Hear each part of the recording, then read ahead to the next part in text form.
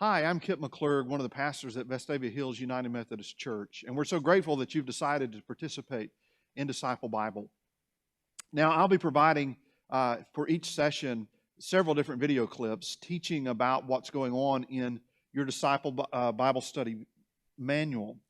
But to truly understand and participate in Disciple, you have to understand that what I say or the teachings that I am giving through video are not really how Bible study happens. It happens when a group of people get together who look together at God's Word and find a guide such as a book like this that helps them together to find out what God is saying. And so I would encourage you, if you haven't purchased one of these or gotten one of these, to find the study manual on Disciple. And the leader of your group should have the leader's guide as well. But I welcome you to this experience, and I look forward to being with you each session. Well, in today's lesson of Disciple Bible Study, lesson number 9, we're going to be looking at the topic of joy, particularly at Paul's experiences with the church at Philippi, also looking a little bit at his time in Athens, and then looking at the interactions in the book that he wrote to the church at Philippi called Philippians. And so we start with Paul and Barnabas starting on different missionary journeys. We pick up a lot of new characters here in this part of Acts. And those characters really start coming to the forefront because Paul and Barnabas, who had been traveling together, separate, and they begin gathering more disciples with them.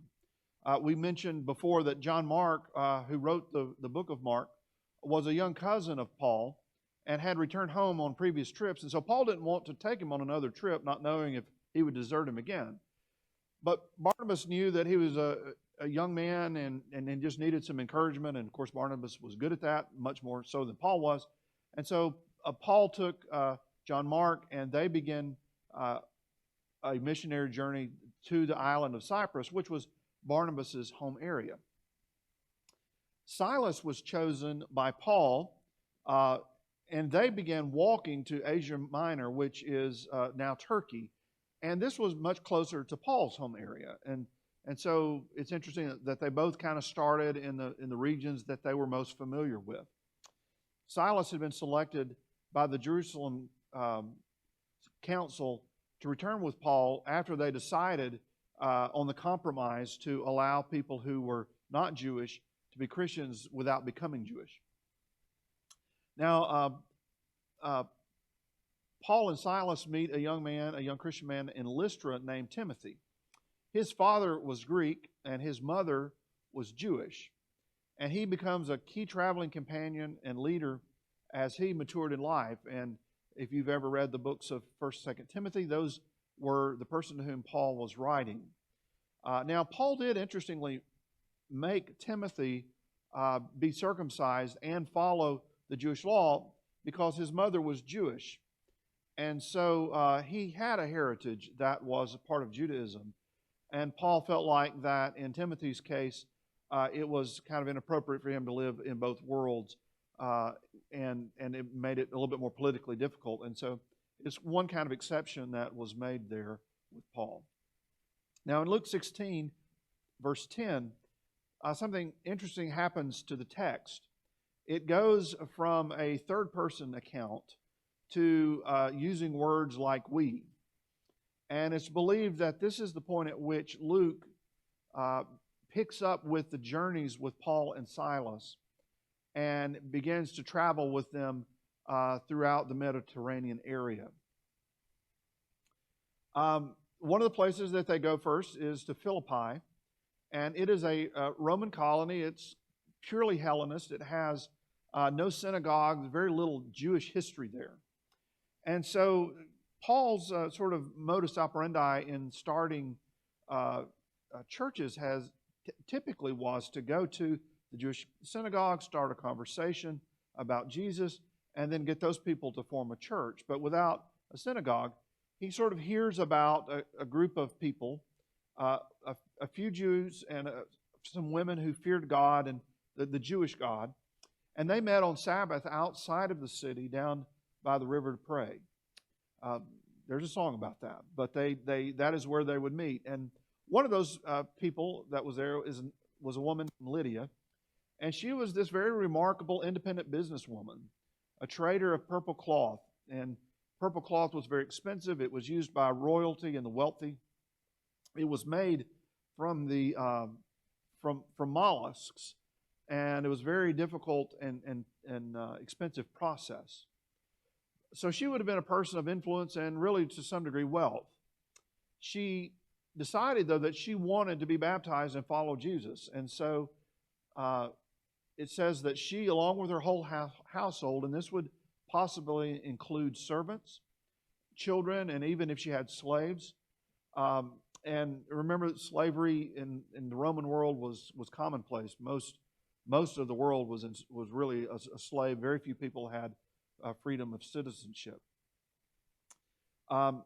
It's interesting that her being baptized along with her whole household is one of the biblical instances that support the idea of infant baptism. For in an Eastern culture, if the head of household decides to do something, then it's understood that the whole household is going to do that. And so as Lydia, as the head of her household, decided to become Christian, it followed that everyone else would do what she did. In the midst of their time at Philippi, Paul and Silas healed a young woman who had some sort of psychic abilities and their perceived psychic abilities.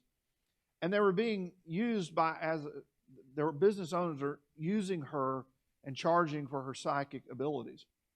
But when she was healed of whatever disorder was causing that, those people immediately lost their cash stream, and they had the leaders of Philippi to arrest Paul and Silas. They were beaten and they were jailed.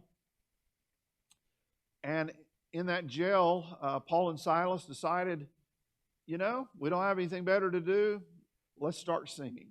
And so they began singing, and some of the songs were out of the Psalms. And in the middle of that night, in that midst of all that singing, an earthquake happened. And remember, this is a part of the world where there still are earthquakes and volcanic areas around the Mediterranean. And so this earthquake comes, and the jail is just in shambles. The jailer assumed that Paul and Silas would have escaped. And had they escaped, he would have been held responsible. And so he is about to literally kill himself because he would have been executed for allowing their escape. But Paul stops him and says, hey, we're still here. You don't need to do that. The jailer is so impressed. I guess maybe they were good singers too, but so impressed by their love for him and their willingness to stay in jail and to help him with his life, that he begins to listen to the gospel story. And again, it says that the jailer and his whole household were baptized. And so once again, in that sort of Eastern tradition, everyone in the home followed the leader of the household and followed in that religious moment. Well, let's pause now and discuss anything that you've learned or the questions that are before you.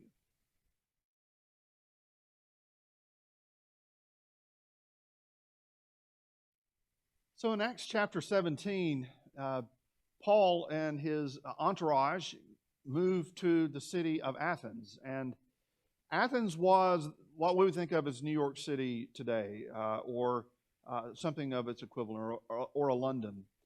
It was the cultural and religious and educational capital of the world.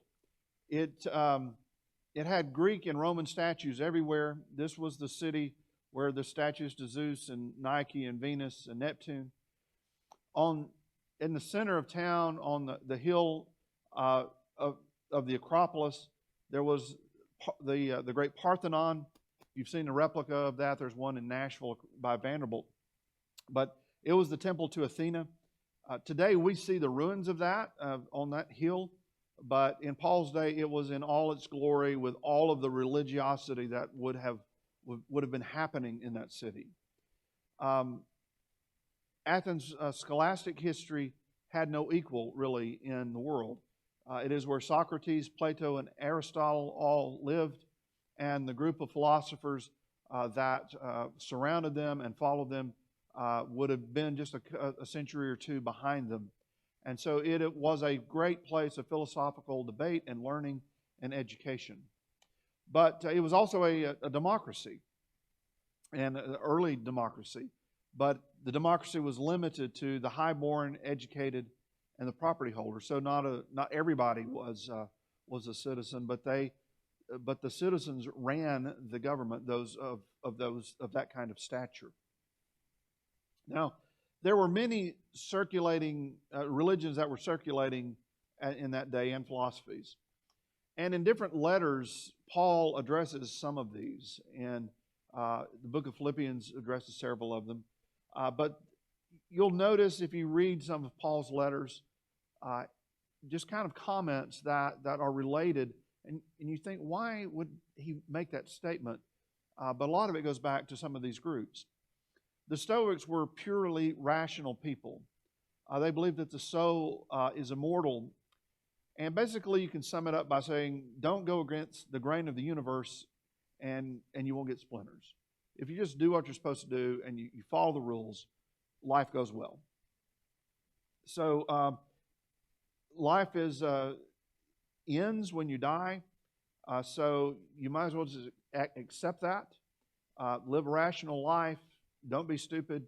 You'll live a decent life, but then you die and it's over. Then there were the Epicureans. Literally, well, I'm not positive, but I think you could probably go back and say that eat, drink, and be merry, for tomorrow you shall die. It pretty much sums up what the Epicureans believed. There's nothing after this. There's no afterlife. So if it feels good, do it, and do it now, and enjoy yourself. And so they were the party crowd of the Roman Empire. Then there were these mystery cults where you could experience a moment with the gods. You would fast, or live in a cave, a darkened cave for a week, and you would sort of get people. It's kind of like how you would do if you were trying to go scare kids at camp or come up with a ghost story, that kind of thing. They would put people in these sort of situations where they were more open to kind of experiences of divine things or scary things. And these mystery cults were certainly a part of the landscape that Paul had to deal with. Another philosophy that became one of the biggest problems for the church, and really a little after Paul's time, but Paul was dealing with it as well, is called Gnosticism. It's the word Gnosis. We spell know, K-N-O-W. They started with a G, Gnosticism. And agnostic is one who does not know. So it became a huge problem for the church. It believed in a metaphysical dualism. In other words, there's absolute good and absolute evil. And they divided the line for good and evil between what was physical was bad, what was matter, and what was good and divine was that which was the soul. And so anything that was created was evil. Now that means that the body is evil, but the soul is good in their estimation. Well, this flies in the face of Genesis, where it says that God created everything and everything is good. So it means that God could not become flesh because that would be God becoming evil. So the incarnation of Jesus Christ was not possible with the Gnostics.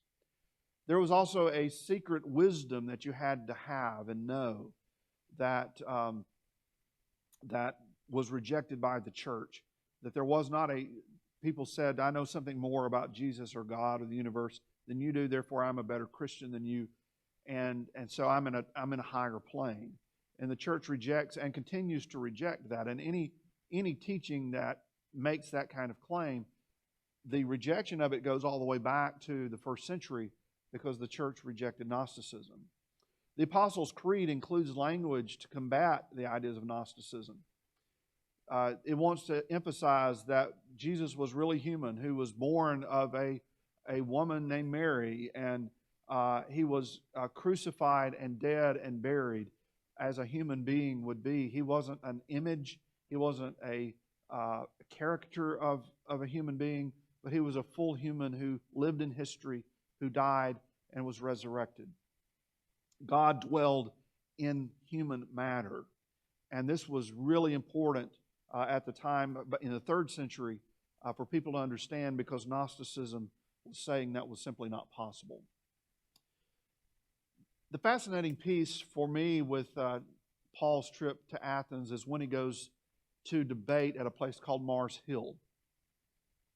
And it is a place, it was a forum where people would go and they would gather at the Areopagus, and they would just debate all the time. There were all these conversations. They would invite guest lecturers to come in, and all of these very wise philosophical people would listen intently because they're very interested in human wisdom. Paul takes a very interesting tact, because as he's walking through Athens, he gets invited because he's a talker, and they want to hear what he has to say. And he's trying to think, how can I make the gospel make sense to people in this town? And there's an idol and a statue and an altar, all over the place. And every god has its own statue and altar and temple. And he comes across one that was to the unknown God. And it was because the Romans wanted to make sure that they didn't leave anybody out. They wanted all the gods to be happy. They didn't need a war with any of them. So just in case they missed one, they had this altar to the unknown God. And Paul decides that that's where he starts his argument. And he says, you've got this altar to the unknown God. Well, let me tell you who he is. He begins to tell the story of Jesus and his coming into the world and how God became flesh. And that wasn't unheard of in Greek or Roman culture. But then he was killed and resurrected. It was at that moment that the scholars in Athens really began to mock Paul, because the resurrection of the body, that doesn't make any sense to them. And so in 1 Corinthians 1:23, Paul sort of relates back to some of this. He says, the cross is a scandal to the Jews because you can't crucify the Messiah. And it's foolishness to the Gentiles because the goal is to escape the body, not to return to a resurrected one. And so Paul's argument in Athens kind of leads him into some of those kind of understandings. Now, later on, Paul would write a letter to Philippi that we know as Philippians. He loved the church at Philippi, and probably it was one of the healthiest churches in the New Testament. He was torn because he wanted to stay with them and help them with their work. They were friends. Philippians chapter 2, 5 through 11, I would encourage your group to read that together. It's believed to be an early hymn. It's beautiful poetic language. Jesus did not consider equality with God something to be grasped, but humbled himself, taking on the form of a servant. And it goes on, and it's a beautiful, beautiful song, really, that describes the incarnation of Jesus Christ. There are a lot of addresses that Paul has here to some of those preservationist Jews, and they were also preservationist Christians who were saying you've got to go back to Judaism. And they claimed that circumcision was a requirement for people in this very Hellenized, completely Hellenized town. And so Paul's letter to Philippi emphasizes that these people are not to be trusted, that goes against what the council agreed to. Paul begins to sort of build his argument that he knows more than they do. He tells of his strength and his heritage as better than theirs. And said, but ultimately, even though I have all these great credentials as a Jewish person, and I understand the law better than they do, that it's sewage, in those Paul's word, in compared to Christ. And so he says, all the great things I did as a Jewish person, and compared to my experience of being redeemed in Jesus Christ, it's all nothing. And so it's an interesting passage. There were a group of libertines, or probably Epicureans, that Paul addresses. He says that their God is their stomach, their thoughts are on earthly things, and they had infiltrated the church. And Paul was saying, don't pay attention to those folks either. they don't get the full gospel as well. But the overall arching theme of that book is joy. And if you get a chance, you can read Philippians in just an hour or two. It is a book that will just make you want to follow Jesus even more and remind you that there's a lot of joy in life. There's a lot of joy in hardship. But as we follow Jesus, Jesus becomes the source of that joy and not the life that we're experiencing. So now let's pause and consider some of these ideas and the questions that are before you.